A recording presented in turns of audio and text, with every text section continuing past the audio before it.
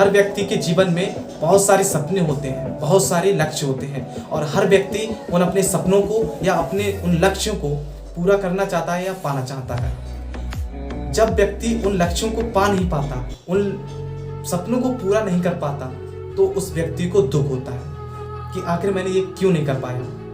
देखो, जब भी आप किसी लक्ष्य को चुनते हो कि मुझे अपने जीवन में ये लक्ष्य प्राप्त करना है, तो आप उसके लिए काम करते हो। और जब आपके सामने कई अलग अलग तरह के रिजल्ट आते हैं, यानी किसी अलग क्षेत्र में कोई व्यक्ति सफल हुआ है, तो आपका मन इधर उधर भटकता है, आपका मन विचलित होने लगता है। आप सोचते हो यार उस क्षेत्र में तो बहुत सफलता है, उसमें देखो कितना महारत हासिल कर ली है। आपका मन इधर उधर भटकता है, आपको उसकी सफलता दिखने लगती है। अब क्या होता है, आप अपने लक्ष्य को छोड़कर उसकी तरफ भागना स्टार्ट कर देते हो, क्योंकि आपने अपना लक्ष्य तैयार किया था अपने आप से। अब आपने उसे छोड़ दिया और उसकी तरफ भागे। फिर उसमें जब काम थोड़े दिन किया, अब आपको दूसरी तरफ कोई व्यक्ति सफल होता दिखाई पड़ा, फिर आप उसकी तरफ भागे। इसी तरह अलग अलग फील्ड में आप बार बार भागते हैं और अपना जो लक्ष्य था उसे प्राप्त नहीं कर पाते हैं। तो ये क्या है, ये आपका क्या है, मन का भटकाव, यानी कि चित्त की जो वृत्तियां हैं उनका भटकाव है। और योग में कहते हैं कि अथ योगा अनुशासनम योगा चित्त वृत्ति निरोधा। ये महर्षि पतंजलि ने अपने पहले वाक्य में कंप्लीट किया कि अथ योगा अनुशासनम योगा चित्त वृत्ति निरोधा, यानी कि योग का अनुशासन, यानी योग प्रारंभ कहाँ से होता है, अनुशासन से। योग का प्रारंभ अनुशासन से और योगा चित्त वृत्ति निरोधा। योग क्या है, चित्त की वृत्तियों को रोकना ही योग है। आपका मन इधर उधर जो भटकता है, बीच में जो लक्ष्य आप अपना प्राप्त करना चाहते हो और उसके बीच में ही आप छोड़कर इधर उधर भटकने लगते हो, उसी को हम क्या कहते हैं, वृत्तियां कहते हैं, यानी भटकाव कहते हैं। और उससे निरोध करते हैं महर्षि पतंजलि। और भगवान श्री कृष्ण भी कहते हैं कि कायस्था कुरु कर्माणि संगा त्यक्त्वा धनंजय सिद्धि असिद्धयो समभूत्वा समत्वम योगा उच्यते। यानी कि जब आप किसी काम को पूरे मनोभाव से एकाग्रचित होकर सफलता या असफलता का ध्यान ना देते हुए करते हो, तो वो ये समता जो है योग कहलाती है। यानी कि जब आप अपने पूरे मनोभाव से एक चीज में एकाग्रचित हो जाते हो, उसी को योग कहते हैं। योग क्या है, योग वही है, आप किसी चीज में एकाग्रचित कर दो अपने मन को, अपने तन को, अपनी इंद्रियों को, सबको अपना वही मान लो, वही योग है। तो आपको योग से बहुत सारे लाभ होने वाले हैं। मैंने आपसे वादा किया था कि अष्टांग योग का वीडियो मैं अगला वीडियो लाऊंगा। मैंने कहा पहले योग का परिचय देता हूँ, फिर अष्टांग योग का परिचय नेक्स्ट वीडियो में दूंगा। तो योग का परिचय जानने के लिए मैंने आपको बता दिया कि क्या करना है, आपको अपने मन पर कंट्रोल पाना है। और कंट्रोल कैसे करोगे, जब आप अष्टांग योग का पालन करोगे। अष्टांग योग क्या है, मैंने आपको पिछले वीडियो में भी बताया था, थोड़ा बताया था कि पतंजलि बताते हैं अष्टांग योग क्या है, यानी यम नियम आसन प्राणायाम प्रत्याहार धारणा ध्यान और समाधि।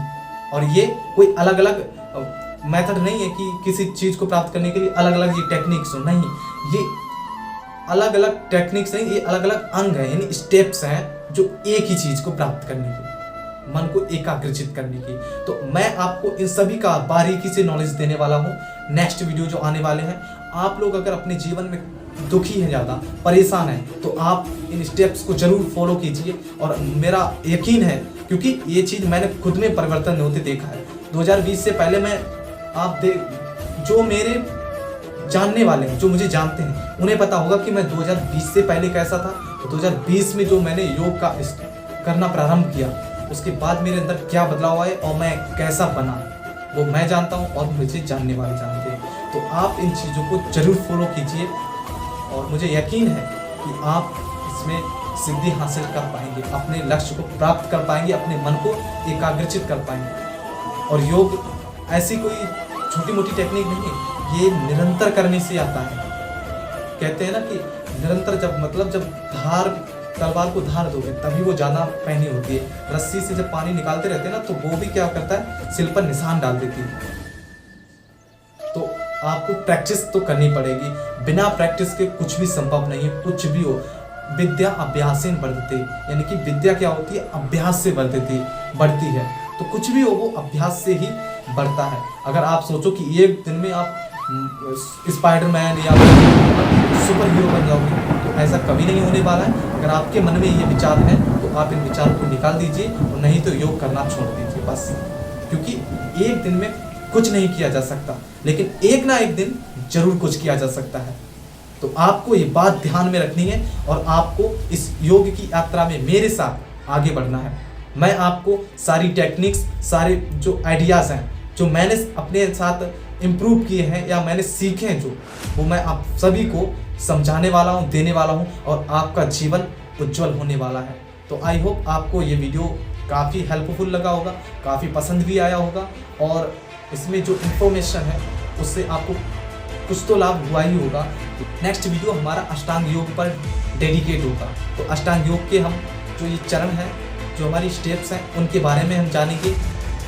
मैं कोशिश करूंगा कि सारे स्टेप्स कवर किए जाएं जल्दी से जल्दी, लेकिन जितने स्टेप्स कवर कर पाएंगे हम उन्हें करने की कोशिश करेंगे, क्योंकि यम के भी 5 अंग होते हैं, नियम के भी 5 अंग होते हैं, यानी उनमें भी अंग हैं। तो इसलिए उन्हें सभी को कवर करना हमारे लिए महत्वपूर्ण है और हम उसी में ब्रह्मचर्य को जानेंगे। यम के अंदर ही चौथा जो स्टेप है यम का, उसे हम ब्रह्मचर्य कहते हैं। ब्रह्मचर्य का 2 अर्थ होता है, वो मैं आपको नेक्स्ट जो वीडियो आएगा उसमें बताऊंगा।